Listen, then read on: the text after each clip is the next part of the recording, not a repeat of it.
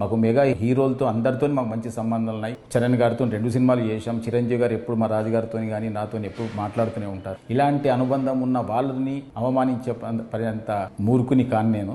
దయచేసి అందరు అభిమానులు అందరూ అర్థం చేసుకోవాలి. సంక్రాంతికి గేమ్ చేంజర్ రిలీజ్తో పాటు సంక్రాంతికి వస్తున్నాం సినిమాని ఒప్పుకోకపోయి ఉంటే, ఆయన చెయ్యొద్దు అని ఉంటే ఆ సినిమా రిలీజ్ అయ్యేది కాదు.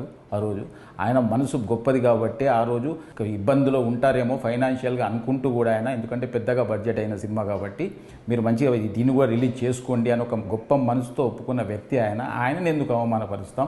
దయచేసి నేను ఆయన మాటలు కానీ అపార్థం చేసుకుంటే ఫ్యాన్స్కి అందరికీ నేను క్షమాపణ చెప్తున్నా. దయచేసి మా రిలేషన్ పాడు చేయొద్దు. మాకు మళ్ళీ నెక్స్ట్ ఒక ప్రాజెక్టు రెడీ అయింది. నెక్స్ట్ చరణ్ గారితో సినిమా తీయబోతున్నాం.